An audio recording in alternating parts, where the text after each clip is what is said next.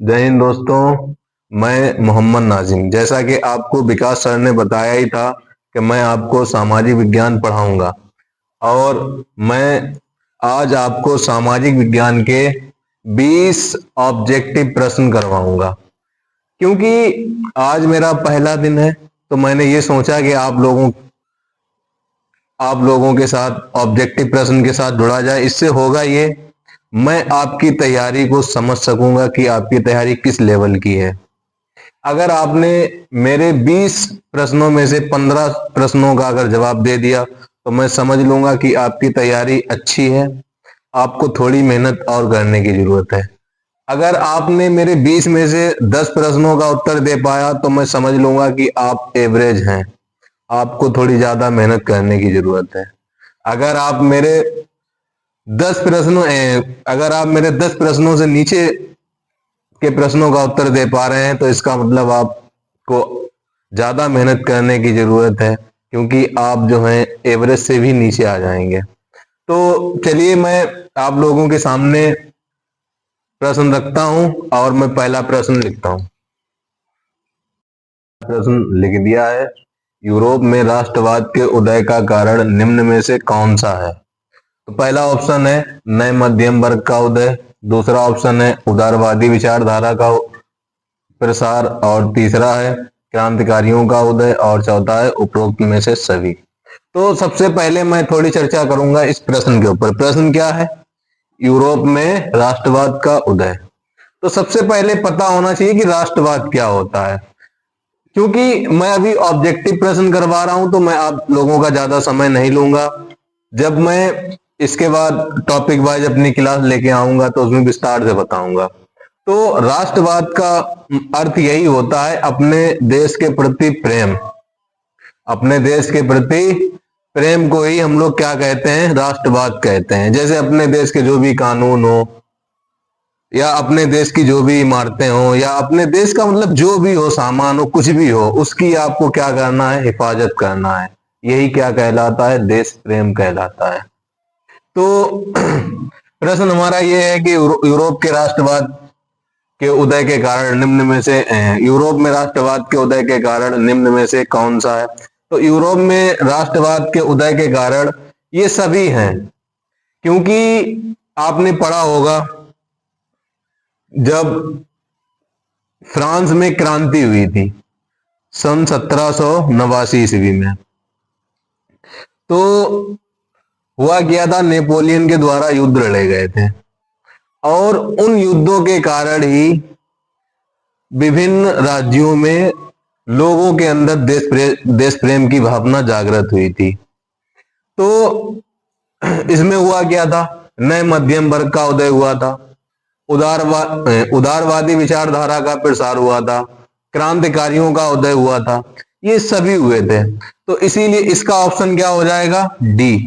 जिन भी बच्चों ने ऑप्शन डी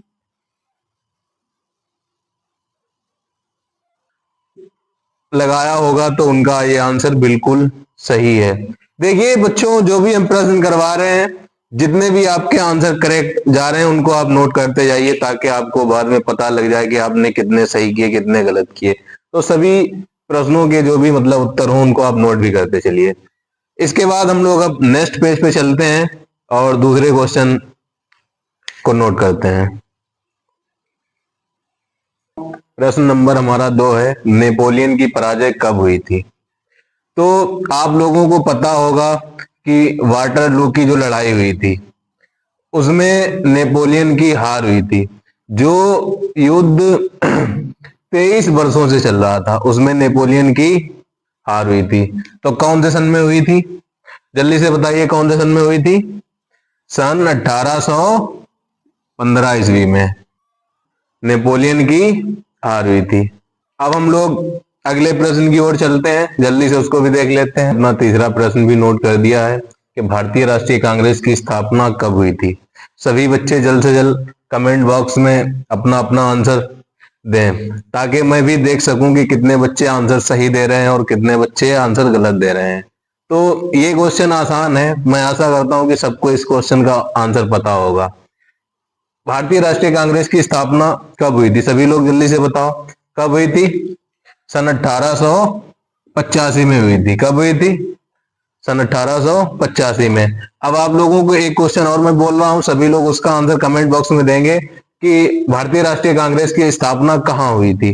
जल्दी से इसका आंसर कमेंट बॉक्स में दीजिए और हम लोग नेक्स्ट पेज पे चलते हैं। देखिए बच्चों, मैंने अपना चौथा प्रश्न भी नोट कर दिया है। हिंद स्वराज पुस्तक के लेखक कौन है? ये भी क्वेश्चन आसान है, सभी बच्चों को पता होगा। जल्द से जल्द सभी बच्चे कमेंट बॉक्स में आंसर टाइप करें कि इसका आंसर क्या है। जल्दी से कीजिए, इसका आंसर क्या है? हिंद स्वराज पुस्तक के लेखक कौन है? सबको पता होगा कौन है? महात्मा गांधी। इन्होंने एक पुस्तक, महात्मा गांधी, ये पुस्तक किसने लिखी थी? महात्मा गांधी ने। इसके अलावा उन्होंने एक पुस्तक और लिखी थी जिसका नाम था सत्य के प्रयोग। वो भी ध्यान रखना क्योंकि ये भी पूछ सकता है और वो भी पूछ सकता है एग्जाम में। चलिए हम लोग अब अगले पेज पर पहुंचते हैं, प्रश्न नंबर 5 पे। देखिए प्रश्न नंबर 5 है, आर्थिक महामंदी का प्रारंभ किस वर्ष हुआ था? इस प्रश्न का उत्तर सभी स्टूडेंट कमेंट बॉक्स में देंगे। जल्दी से इसका उत्तर दीजिए। आर्थिक महामंदी, ये महामंदी अमेरिका में आई थी। कहाँ आई थी? अमेरिका में। और अमेरिका का जो शेयर बाजार था उसमें बहुत ही बड़ी गिरावट आई थी। धीरे धीरे ये पूरी दुनिया में फैल गई थी और सबसे लंबे समय तक चलने वाली ये महामंदी थी। तो आपको जल्द से जल्द इसका क्या है आंसर देना है और कमेंट बॉक्स में सभी लोग इसका जो भी ऑप्शन ठीक सही हो उसको जल्द से जल्द टाइप कीजिए। तो इसका जो राइट आंसर है वो कितना है? 1929। जो आर्थिक महामंदी थी वो 1929 में प्रारंभ हुई थी। उसके बाद 1932 में क्या हुआ था? आपको पता होगा, पूना समझौता हुआ था। क्या हुआ था? पूना समझौता। उसके बाद 1945 में जो हमारा सेकेंड वर्ल्ड वार था उसका एंड हुआ था। चलिए अब हम लोग अगले प्रश्न की ओर चलते हैं। देखिए प्रश्न नंबर 6 है हमारा, जलोढ़ मिट्टी का निर्माण किसके द्वारा होता है? तो सभी को पता होगा कि जो जलोढ़ मिट्टी होती है उसका निर्माण किसके द्वारा होता है। भारत की ये एक उपजाऊ मिट्टी है जो नदियों द्वारा जमा की जाती है। यह देश के लगभग 40% हिस्से में फैली है। कृषि के लिए ये बहुत ही महत्वपूर्ण है, जिससे आप देखते होंगे जिसमें गेहूं है, चावल है, गन्ना है, दालें हैं आदि फसलें उगाई जाती हैं। यह रेतीले से लेकर दोमट तक विभिन्न प्रकार की होती है। तो इसका जो सही आंसर होगा वो क्या होगा? जलोढ़ मिट्टी का निर्माण नदियों के द्वारा होता है। किसके द्वारा होता है? नदियों के द्वारा। तो इसका कौन सा ऑप्शन करेक्ट हो जाएगा? Option B. चलिए अब हम लोग नेक्स्ट पे देखिए दोस्तों, प्रश्न नंबर 7 है, लाल पीली मिट्टी कहाँ पाई जाती है? इसका जल्दी से सभी लोग राइट आंसर कमेंट बॉक्स में टाइप करें। देखिए लाल मिट्टी जो है ये दक्कन के पठार में पाई जाती है। दक्कन का पठार यानी प्रायद्वीपीय जो प्रदेश होता है वहाँ ये मिट्टी पाई जाती है। तो इसका राइट आंसर क्या हो जाएगा? दक्कन के पठार। इसके बाद क्वेश्चन नंबर 8 है, चिपको आंदोलन का क्या उद्देश्य था? चिपको आंदोलन, इसके बारे में सबने सुना होगा और सबने पढ़ा भी होगा। चिपको आंदोलन ये वन संरक्षण से संबंधित है। हुआ क्या था? जब उत्तराखंड में वनों की कटाई हो रही थी। क्या हो रही थी? वनों की कटाई। ये कौन सा दशक था? ये कौन सा दशक था? जल्दी से बताओ, ये कौन सा दशक था? सन 1980 के दशक में, जब वनों की कटाई हो रही थी, या 70 का टाइम था। 80 में तो अधिनियम बन के आया था, ये 70 का टाइम था। तो सन 1970 के दशक में जब वनों की कटाई हो रही थी तो वहाँ की जो महिलाएं थी उन्होंने क्या किया था? वो पेड़ों से चिपक गई थी। किससे चिपक गई थी? पेड़ों से। क्योंकि वो पेड़ों को बचाना चाहती थी। किसको बचाना चाहती थी? पेड़ों को। सन 1980 में एक अधिनियम बनता है, उस अधिनियम में यही बोला गया था कि आप वनों को बेवजह नहीं काट सकते, आप वनों को बेवजह नहीं काट सकते। तो चिपको आंदोलन का क्या उद्देश्य था? वन संरक्षण। इसका उद्देश्य क्या था? वन संरक्षण, यानी वनों को बचाना। इसके बाद प्रश्न नंबर 9 है, नागार्जुन सागर परियोजना किस नदी की पारिस्थितिक है? 9 है, नागार्जुन सागर परियोजना किस नदी पर स्थित है? तो इसका आंसर सभी लोगों को पता होगा कि इसका आंसर क्या है? कृष्णा नदी। जैसा कि आपको मालूम है जो नागार्जुन सागर परियोजना थी उसका प्रमुख लाभ क्या है? उनके प्रमुख लाभ क्या है? आप लोगों से पूछ लिया जाता है कि नागार्जुन सागर परियोजना के कोई मुख्य 4 लाभों के नाम बताइए, उनके बारे में बताइए। तो 4 लाभ जो होते हैं उसमें से नंबर 1 आता है सिंचाई सुविधा, नंबर 2 आता है बिजली उत्पादन, नंबर 3 आता है जल संरक्षण और नंबर 4 आता है मछली पालन। यही 4 हैं, इन्हीं के बारे में आप लोग लिख सकते हैं थोड़ा थोड़ा और आपको फुल नंबर मिलेंगे। चलिए हम लोग नेक्स्ट पेज पे अब हम लोग आ गए हैं प्रश्न नंबर 10 पर। संगठनात्मक शासन प्रणाली में अधिकारों का विभाजन होता है। तो कैसे होता है? एक राज्य और अन्य राज्यों के बीच, व्यवस्थापिका एवं कार्यपालिका के बीच, केंद्र एवं राज्यों के बीच, व्यवस्थापिका एवं न्यायपालिका के बीच।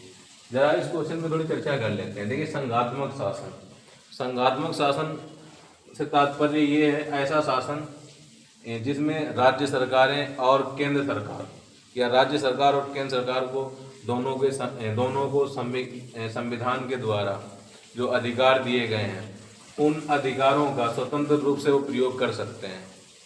तो संघात्मक प्रणाली में क्या होता है? जो हमारी राज्य सरकारें या केंद्र सरकारें होती हैं उनको संविधान में जो भी जितने भी अधिकार दिए गए हैं उन सभी अधिकारों का ये स्वतंत्र रूप से प्रयोग कर सकते हैं या उपयोग कर सकते हैं। तो इसी को क्या बोलते हैं? संघात्मक शासन प्रणाली बोलते हैं। अच्छा, अब यहाँ पे एक वर्ड आता है व्यवस्थापिका क्या होता है या कार्यपालिका क्या होता है, इनके बारे में जरा समझ लेते हैं। देखिए, व्यवस्थापिका का मतलब होता है विधायिका या संसद जो कानून बनाने का कार्य करती है, जो कानून बनाने का कार्य करती है उसी को बोलते हैं। या इसको हम लोग व्यवस्थापिका बोल सकते हैं या हम लोग विधायिका बोल सकते हैं या संसद बोल सकते हैं। तीनों का एक ही मतलब होता है। इनका कार्य क्या होता है? कानून को बनाना या कोई पुराना कानून है उसको संशोधित करना, और अगर किसी कानून को ख़त्म करना हो तो उस कानून को यही ख़त्म करने का भी कार्य करते हैं। इतनी बात समझ में आ गई होगी। कार्यपालिका क्या करती है? ये जो कानून बनाए जाते हैं इन कानूनों का पालन करवाना ये कार्यपालिका का कार्य होता है, या उन कानूनों को लागू करना ये किसका कार्य होता है? कार्यपालिका का कार्य होता है। तो इस क्वेश्चन का जो राइट आंसर होगा, इस क्वेश्चन का राइट आंसर क्या होगा? वो होगा ऑप्शन नंबर सी, केंद्र एवं राज्यों के बीच, यही इसका राइट आंसर है। अब हम लोग नेक्स्ट प्रश्न की ओर चलते हैं। प्रश्न नंबर 11, निम्न में से किस वस्तु का निर्यातक भारत नहीं करता है? निम्न में से किस वस्तु का निर्यातक भारत नहीं करता है? तो आप लोगों को बताएं, भारत निर्यातक का मतलब होता है वस्तुओं को एक स्थान से दूसरे स्थान पर भेजना, या एक जगह से दूसरी जगह भेजना, या देश से विदेश भेजना। निर्यातक का मतलब यही होता है। तो भारत कॉफी का भी निर्यात करता है, तंबाकू का भी निर्यात करता है, उसके बाद चाय का भी नहीं, तंबाकू का निर्यात नहीं करता है। भारत जो है वो तंबाकू का निर्यात नहीं करता है, क्योंकि भारत में तंबाकू का निर्यात करना एक अपराध माना जाता है। क्या माना जाता है? अपराध। क्योंकि भारत सरकार इसकी परमिशन नहीं देती है कि आप तंबाकू का निर्यात करें। चाय का भी निर्यात होता है, उर्वरक का भी निर्यात होता है। एक प्रश्न और इसके साथ देते हैं, आपसे पूछ दिया जाता है कि तंबाकू में क्या पाया जाता है? तो तंबाकू में निकोटीन पाया जाता है। क्या पाया जाता है? निकोटीन। चलिए हम लोग अगले प्रश्न पे पहुंचते हैं। देखिए दोस्तों, प्रश्न नंबर 12। प्रश्न नंबर 12 क्या कह रहा है? कोरबा किस लिए प्रसिद्ध है? तो कोरबा जो है ये कोयले के लिए प्रसिद्ध है। कोरबा में कोयले की बहुत सी खदानें पाई जाती हैं, इसलिए इसको कोरबा को हम लोग क्या बोलते हैं? जल्दी बताओ, कमेंट बॉक्स में क्या बोलते हैं कोरबा को?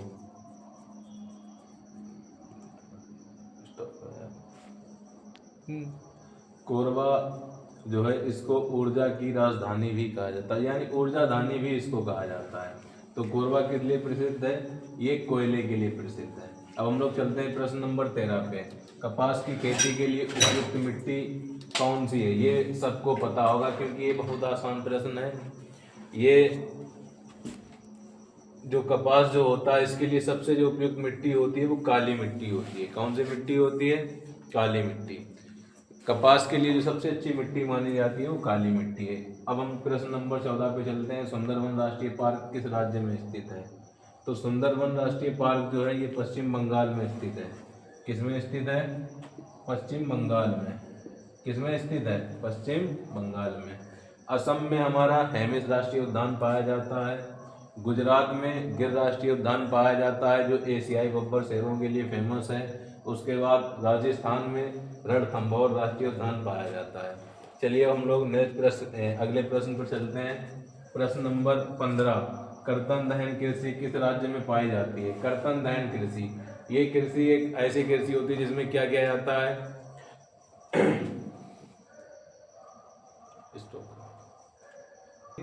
कर्तन दहन कृषि जो होती है इसमें क्या किया जाता है? पहले वनस्पति को काटा जाता है, फिर उसको जलाया जाता है।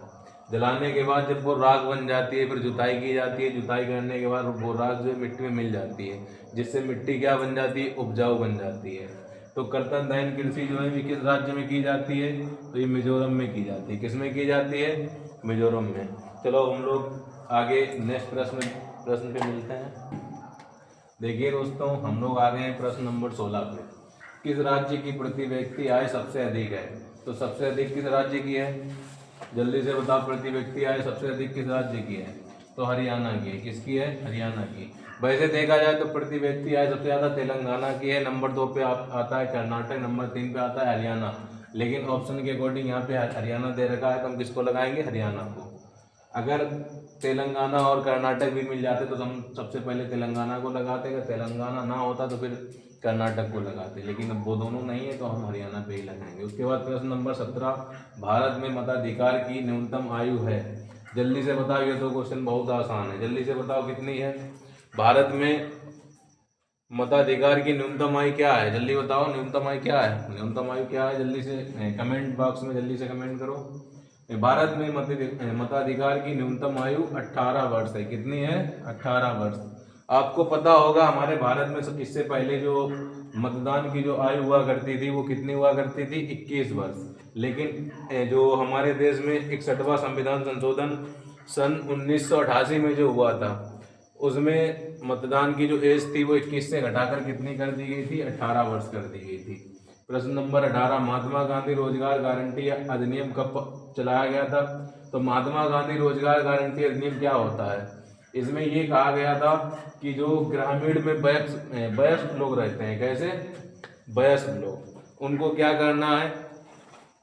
100 दिन का गारंटी रोजगार देना है। 100 दिन का गारंटी रोजगार देना है और वो हर व्यक्ति को दिया जाएगा। अगर ऐसा वो सरकार नहीं कर पाती है तो फिर सरकार को क्या करना पड़ेगा? उन लोगों को पेंशन देनी पड़ेगी। तो ये अधिकार आया, महात्मा गांधी रोजगार गारंटी अधिकार आया था। कौन से सन में आया था? तो ये 2005 में आया था। इसमें कहा गया था कि प्रत्येक ग्रामीण वयस्क व्यक्ति को 100 दिन का रोजगार दिया जाएगा। उसके बाद वैश्वीकरण को फैलाने में किसने बड़ी भूमिका निभाई? तो सबसे पहले थोड़ी वैश्वीकरण पे चर्चा कर लेते हैं। वैश्वीकरण क्या होता है? वैश्वीकरण में आप लोगों ने पढ़ रखा होगा। इसमें होता क्या है? एक देश की अर्थव्यवस्था दूसरे देश की अर्थव्यवस्था के साथ जुड़ी हुई होती है। कैसे जुड़ी हुई होती है? विभिन्न स्रोतों के द्वारा। कैसे जुड़ी हुई होती है? विभिन्न स्रोतों के द्वारा जुड़ी हुई होती है एक देश की अर्थव्यवस्था दूसरे देश के साथ। जैसे आपने देखा होगा बहुत से व्यापारी विदेश से अपने यहाँ आते हैं और बहुत से व्यापारी अपने यहाँ से विदेश जाते हैं। तो अर्थव्यवस्था एक दूसरे की जुड़ी हुई है एक दूसरे से। तो इसी को हम क्या बोलते हैं? वैश्वीकरण बोलते हैं। वैश्वीकरण को फैलाने में किसने बड़ी भूमिका निभाई थी? तो सूचना प्रौद्योगिकी, इसने भी बहुत बड़ी भूमिका निभाई। क्योंकि सूचना प्रौद्योगिकी में क्या आते हैं? जो हमारे यंत्र वगैरह होते हैं इलेक्ट्रॉनिक, जैसे कंप्यूटर का नाम सुना होगा, मोबाइल का नाम सुना होगा, या मतलब जितने भी संचार के साधन होते हैं वो सब इसी में आते हैं। और दूसरी जो है परिवहन तकनीकी। परिवहन तकनीकी से क्या हुआ, माल को इधर से उधर आसानी से ले जाया जा सका। तो इन दोनों ने बहुत ही महत्वपूर्ण भूमिका निभाई। किसने? दोनों ने। उसके बाद प्रश्न नंबर लास्ट है, निम्न में से कौन सा विकसित देश है? तो विकसित देश यानी विकासशील देश, तो इसमें कौन सा देश आता है? फ्रांस आता है। कौन सा देश आता है? फ्रांस। तो दोस्तों आज हमने 20 ऑब्जेक्टिव प्रश्न कंप्लीट किए हैं और मैंने आपसे कहा था कि इन प्रश्नों में से आप कितने सही प्रश्नों का उत्तर दे सके हैं वो कमेंट बॉक्स में जरूर बताएं। और एक बात और हमने कही थी कि अगर आपने 15 से ऊपर क्वेश्चन सही कर लिए तो आपकी तैयारी ठीक है। अगर आप 15 से नीचे कर पा रहे तो फिर आपकी तैयारी जो है वो नॉर्मल है, मध्य की है। अगर आप 10 से नीचे कर पा रहे तो फिर आपकी तैयारी जो है वो बहुत ही कमज़ोर है, आपको ज़्यादा तैयारी करने की ज़रूरत है। आपको आज मैंने ये ऑब्जेक्टिव क्लास करवाई है। इस क्लास के पीछे का उद्देश्य यही था कि आप लोगों की कितनी तैयारी है उसको जांचना, उसको परखना। अब कल से आपको मेरी विधिवत तरीके से लेसन बाय लेसन वीडियोस मिलेंगी और उनमें मैं आपको विस्तार से समझाऊंगा। अगर आपको कहीं भी कोई दिक्कत आती है तो आप कमेंट करके हमको बता सकते हैं, या आपको नंबर भी मेरे उपलब्ध करवा दिए हैं, मैंने नंबर भी अपने उपलब्ध करवा दिए हैं, या आप व्हाट्सएप पे भी मैसेज कर सकते हैं, या कोई समस्या हो बता सकते हैं। मैं उस समस्या को हल करने का प्रयास करूंगा और आपकी जो दिक्कत है उसको समय से दूर करूंगा। तो आप लोगों को मेरी वीडियो कैसी लगी है आप लोग ज़रूर अपनी राय कमेंट बॉक्स में दें और वीडियो को लाइक ज़रूर करें, चैनल को सब्सक्राइब भी कर लें ताकि मेरे द्वारा कोई वीडियो बनाई जाए सबसे पहले वो आपको मिल सके। और इन्हीं शब्दों के साथ मैं इस वीडियो का एंड करता हूँ। धन्यवाद।